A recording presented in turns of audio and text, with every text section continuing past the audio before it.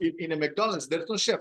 You can go and work there within a week. I can go and work there. Anybody who was 18 or 15, 14 years in a while, they can go and they can make burgers because it's a process, right? Anybody can make a pizza. So they made it chef independent. So that's the reason they were able to grow. But in an Indian restaurant, unless you have five to 10 years of experience, you cannot go and cook all those dishes, right? So you need a well-known, a lot of knowledge, a guy with a lot of knowledge about cooking. So you need a chef or a cook, at least who's got a couple of years of experience. Without him or her, the restaurant wouldn't function. So that was the stumbling block for Indian restaurants to grow faster.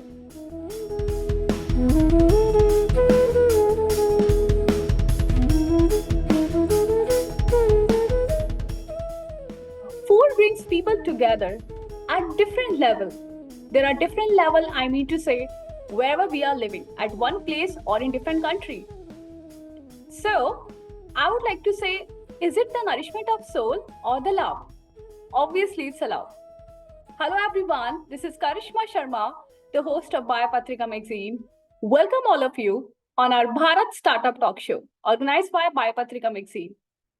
In this show, we talk about the learners, pioneers, go-getters, and their journey with their setbacks that they have done, and taste the success rate. And the guest today we are having also made us hungry with their success rate because he has given the success in form of a food. That is Kolapasi. Do you want to know? So let us learn something new in our this podcast with our guests. So please welcome the MD and the CEO of Kolapasi. So please welcome the same. The name is Santhosh Muruganantham. Thank you, Santhosh. Thanks for the invitation. And the name of the brand is called Kolapasi. Kolapasi, it means extremely hungry in the oldest language in the world, which is Tamil. Okay, that's really great. Kolapasi. Kolapasi means it's like extremely hungry. Okay, I guess I started feel hungry something with the name is something Kolapasi. So let me start with the very first question with you. So before that, can you tell me like about your E2E journey? You know, as you are a great educationalist, you have done your master's from US, and your journey to being an entrepreneur is something a great learning you had in your life. So can you please give a ray of light over the same to all our viewers? Did my schooling in Chennai, born, brought up in Chennai. Did my schooling here. Did my engineering also in Chennai, in a college called Sri Ram Engineering College. It's an outskirts of Chennai. And then after I finished my engineering, I went to the US to do my master's. I did my master's in bioinformatics, and I worked there for 5 to 6 years. Then I came back to India, and I wanted to start a business. So that's how the journey started. So I did everything what an engineer in India does, right? Does engineering, and then you get an opportunity. You go to the US to do your master's. I did that. And I also worked there for a few years. Then I said, okay, it's right time. I have to do something. And then I came back to India. Then I started the business. Okay, so this name Kolapasi, like again, I think I'm pronouncing something different because this is something a South Indian accent name. So I just wanted to know that I'm so curious why you have given this name Kolapasi. Why cannot be any other? Because hungry is something we can use for different food. Especially North Indian people is really they have different taste and variations. So why this name Kolapasi? Because the brand was started in Chennai. So our goal is to take South Indian food to the world, right? World only thinks, food is North Indian food, right? World thinks that, food is only butter chicken tikka, and, tandoori and whatnot, right? And there is a whole different, part of here in South India. So we wanted to take the South Indian food also to the world. And so we kept a name Kolapasi, because Kolapasi is extremely hungry. And when do you think of food? You think of food when you're hungry, right? So the way you make diamonds with diamond, you cut a diamond with a diamond, right? So you kill your hunger with Kolapasi. So we thought, it's going to be a fantastic name, and it's a big hit. The name is very popular in Tamil Nadu. It's very easy. It's so catchy, right? You wouldn't forget the name. Yeah. Again, even I learned from you the correct pronunciation. Yeah. So I just wanted to know, which is your favorite food, by the way? I heard that your journey has started from the samosa, right? And then from samosa to have this. No, I was selling, I was You know, I made some money. I sold the labels. With that money, I bought samosas. I was not selling samosas. I bought samosas. So that's the story. So when I was in the third, fourth standard, I used to go and buy the labels which you stick on your notebooks, right? I used to buy them from a fancy store and sell it to my class girls. I make a little bit of profit. With that profit, I would come and buy samosas in the evening. So that's my first entrepreneurial stint. My God, this is something really hilarious for the. I think this session will gonna be really raw for the students who are going to watch this. You know, they are also going to sell that stickers and will get the money and can have a big brand in future also. That's really great. So, since childhood, you were having these amazing idea. No, no, no, no. So, it might not work right now, because you get everything, you get everything, easily. At that point of time, right? Those school girls, kids like third, fourth standard, it's very difficult for them to go out and get a label. But I can go to a fancy store, I can get one. So I was like, doing the Zepto for them a few decades back. So basically, I was a Zepto delivery guy. I used to go buy whatever they want and go and buy them and make a small profit. That's it. Yeah, but that is require, sometimes a really great mindset when you are doing such things and a confidence level for doing all these things. But you really did well with the same. So I have one question with this. Like, you don't get so much money, right? So yeah, yeah, go ahead. What's the yeah, question? yeah. So my question is something based on the same, like, starting with the Yeah. food and your interest towards from samosa to all these things and, this journey. So how did you decided, yeah, right, that you want to be an entrepreneur in the food field, especially, going through the food and having the food varieties with this Kolapasi. So how did you decide the choice of the customers when you had entered into the area of this business, like in your startup? What was that thing that came into your mind? It was not, I did not want to enter the restaurant industry. That was not the goal. But I said, as I told you, I was in the US for 8 years. I studied there. I worked there for 2 years. Like I was in the US for 8 years. So when I was there in the US, I found a very, very interesting pattern in the US and I used to travel a lot inside the US. I've traveled almost the entire US, not so much the West Coast, but almost the East Coast. I've traveled to every single state. So everywhere I used to travel, and I was not able to find a single Indian brand with the same name, like a single Indian restaurant brand with the same name across US. But I could find McDonald's, I could find Domino's, Pizza Hut, I could find Burger King, Taco Bell in every state. But I couldn't find a single Indian restaurant brand in every state. There are Indian restaurants, but not with the same name. So that got me thinking, Santhosh, so what's wrong? Indian food is so tasty, but we're not able to scale. We're not able to grow as fast as McDonald's or Subway or Domino's could. So what is the problem? So that got me thinking. So, and then I got the answer that the problem is the chef, right? In a McDonald's, there's no chef. You can go and work there within a week. I can go and work there. Anybody who was 18 or 15, 14 years and above, they can go and they can make burgers because it's a process, right? Anybody can make a pizza. So they made it chef independent.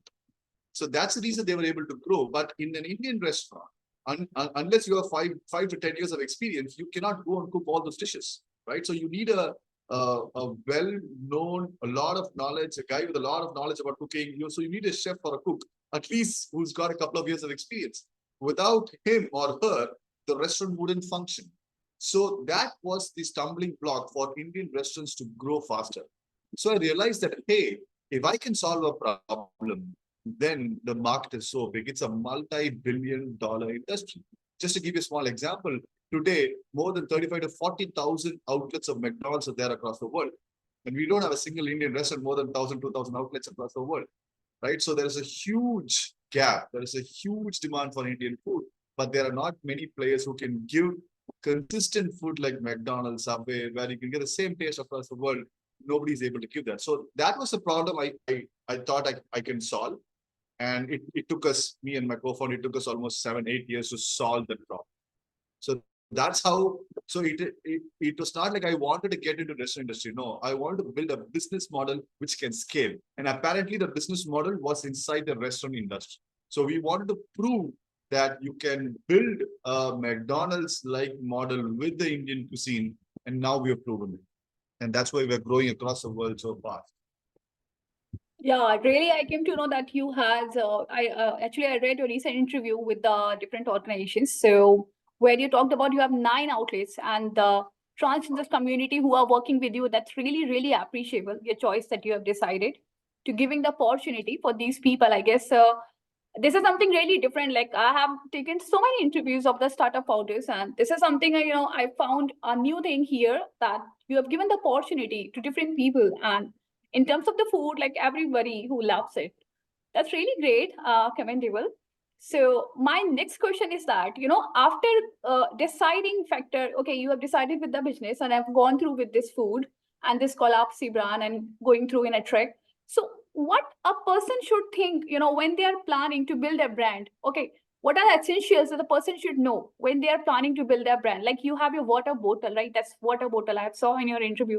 We talked about that story of that girl, Bhargavi, and you have sent that bottle. Oh yeah, that one. That's the same bottle. It's so cute. Like, so I just wanted to know something about the same. When you started with this cute little bottle, and you've given the brand along with the food. So how this roller coaster of a success. This part has played a role in that. There are multiple questions right now. Which one should I answer first? You were asking about how to build a brand, right? So, okay. So building a brand is completely different from building a business. Like a lot of people think they're building a brand just because they do a business. They think they're building a brand. Not necessarily. All businesses cannot be brands, but all brands will have some business on the back end, right? So the way you need to approach build a brand is completely different from the way you approach building a business. The way most of us Indians, we are programmed to think that you put 1 rupee, you got to get 1.1 or 1.2 rupees. That's business, right? Brands necessarily don't work in business. You make a financial transaction, right? You sell a product, you sell a service, somebody come and buy your service. That's it. That's business. In a brand, you make a emotional financial transaction. That means with every transaction, there is a negative emotion between the customer and the brand. For example, iPhone, right? You have better Android phones which got better specs than iPhone, but it sells 1/3 of the price of iPhone. But you have better camera, you have better processor, better display, everything better. But then you cannot sell at the same price as what iPhone, because iPhone doesn't sell just an iPhone; it sells a different experience. It sells a community, right? You get an iPhone, you belong to a community. So there is a lot of different features, when you're trying to build a brand when compared to when trying to build a business. So in a brand, you don't sell just a product, you sell an emotion. The ability to invoke an emotion from a customer converts a business into a brand. Like, so it's good example, right? You have a restaurant in front of a railway station or a bus stand, right? And if there is a COVID comes, right, or any emergency, something, any flood or whatnot, and if the railway station is closed or the bus stand is closed, right, that business is gone. Because people come there not for the restaurant, they come there for the bus stand or for the railway station, and then they happen to have food there. But for a Starbucks or a McDonald's, right, we go search and look for that brand and we go and eat. So that's a brand and this is a business. So if tomorrow anybody comes to the place in a bus stand or a railway station, anybody who puts a restaurant, they will make money. But if they come and put an outlet in a street, right, not on the main road, they may not make the same business there. But if it's a brand, people will search and look for the brand and they would come and buy from that place. So that's the difference between a business and a brand. Oh my God, this is something really new, which I never knows about the brand. To build a brand and to do a business, they both are different aspects.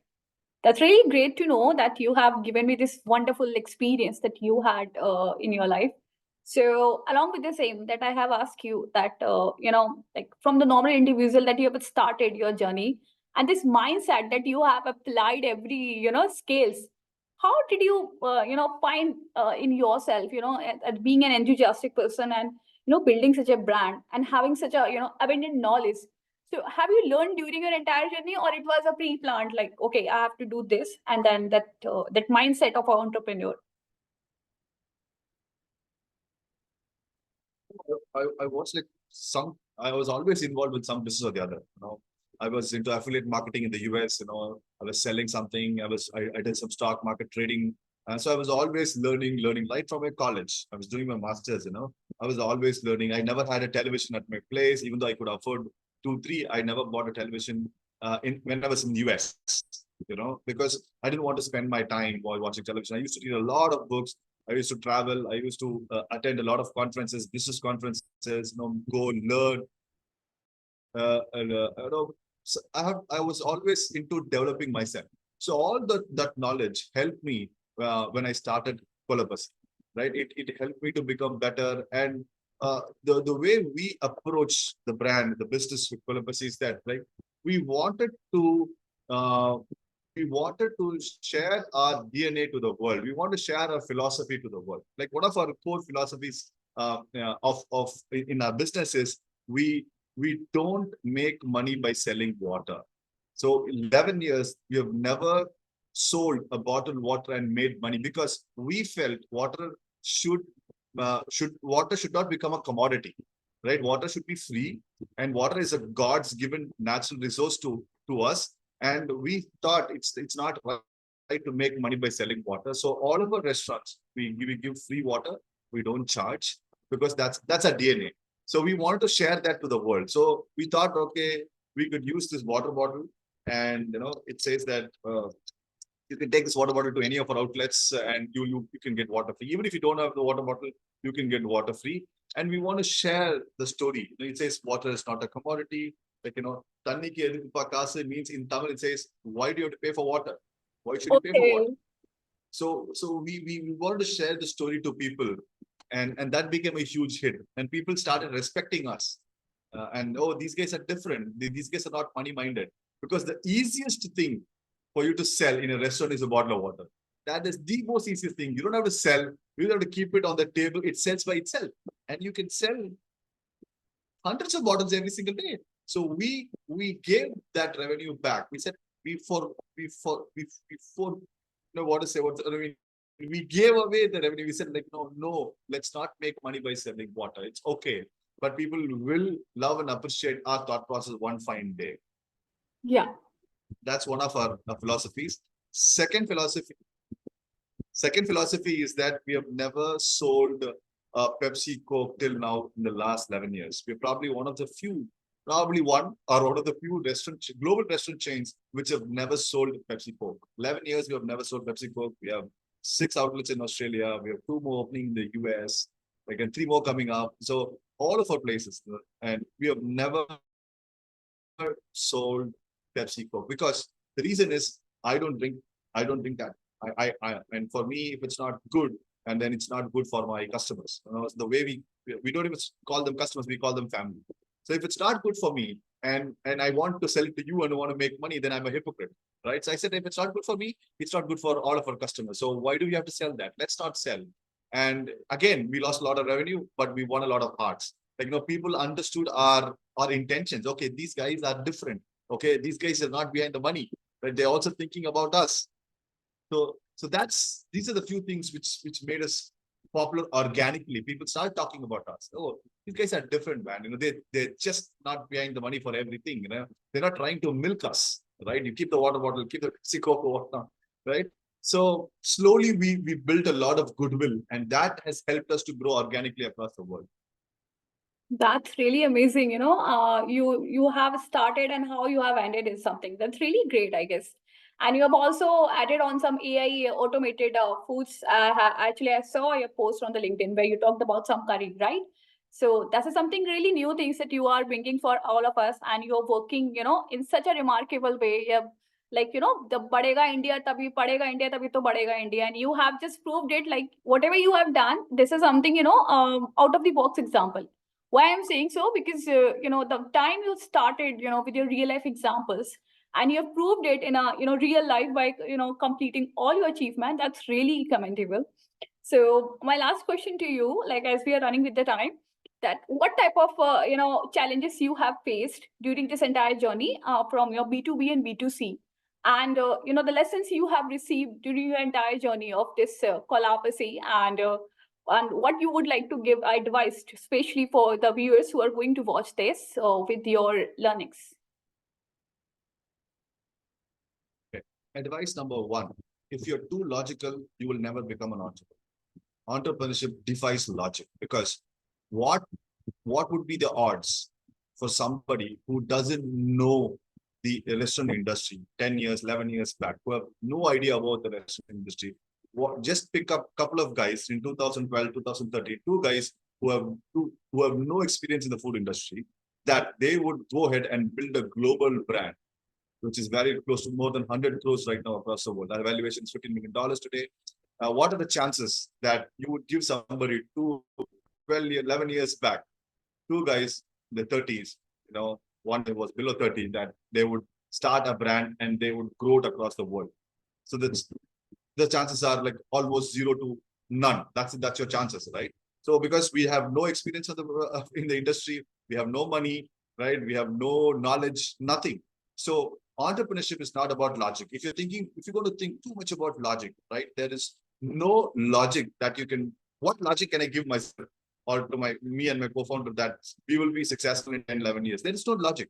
So if you're too logical, right, your chance of becoming an entrepreneur is very, very, very, very less, because you're waiting for evidence and the evidence is not seen, right? You cannot see the evidence. The only way you can see the evidence, you got to go inside and do the work, and only then you see the evidence. But us Indians, we want the evidence first and then we will put the action. Sorry, it's not going to happen, brother.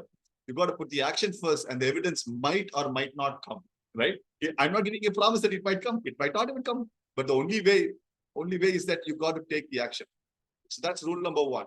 Rule number two is we need to have a long-term mindset for business and a short-term mindset for job. But we do the exact opposite. We have a long-term mindset for job. We think job for 10, 20, 30, 40 years. And for business, what we do is we think it as a project. Okay, I will try this for 3-6 months. If it works, super. If not, I will go back to job. And then job, I will work for 5 years, 10 years. It's completely opposite. Job is a place where you go and learn something. So you need to have a project mindset for a job. Okay, I'm going to this company. I will learn certain skill sets for 1 or 2 years. I come out and then I can do something else. That is the kind of mindset you need to have for job. And for business, right? You need to have a long-term thought process. When I started business, I said, Santhosh, I'm going to give 10 years of my life to the business, no matter what. Even if I become a beggar, it's fine. I can still go out and work somewhere. I can make money. So I decided that I'm not going to have a plan B. The moment you have a plan B, plan A never works. Never works. Like a lot of people, why they fail in business is because they have 2 plans. Okay, I will try this for 3 months, 6 months, 8 months, 9 months, 12 months, 1 year. If it doesn't work, I can always go back. So the moment you have an option, it's almost certain that your plan A will not work, because even if a small thing happens in your plan A, you're already thinking about plan B. Oh, no problem. Anyways, my job is there in CTS, Infosys, TTS, ABS, CCS, whatever. My job is there. So you will not, it's like, just imagine, you are going inside a forest, right? And you don't have a cell phone, right? You're dropped inside a forest. You don't have a cell phone and you have to come out of the forest. What will you do? You would figure out a way to come out, right? Today or tomorrow, what not, you'll figure out a way. But if you have a cell phone, and you're dropped inside the forest, what you will do? You will call police, you will call emergency, please come and take me, and you go back. That's all. So entrepreneurship is like you are tied, right? Your eyes are tied, you are blindfolded, and you're dropped inside a forest, and you never know where's the exit. So you have to survive. So third one is you have to survive before you can thrive. For all entrepreneurs, right? Surviving could be 1 year, 2 years, 5 years. In our case, it was 8, 9, 10 years we had to survive. So today we are thriving. But then if you didn't survive for the 8, 9, 10 years, right? Even if one of us decided to quit 1, 2 years back, today we wouldn't be a global brand. Exactly. Survival of the fittest. I learned from you. That's a Darwin theory, and now it's Santhosh Muruganantham theory. Survival of the fittest. So that is something really great. And I really appreciate that you have, given your time to us. And we have also learned a lot of things from you, especially that brand and business I learned today with you. I hope that we could spend more time together to have a discussion on different things, but actually we are running with a lack of time. So I wish a lot of wishes for you. And surely whenever I visit to South India, I will definitely come to Kolapasi. And it's being my pleasure to be there. And I'm really happy. Like, my wishes are there from my team, Biopatrika Magazine, and wishing you a very happy New Year, sir. Thank you so much. Thanks for your time and effort. And thanks for taking the interview.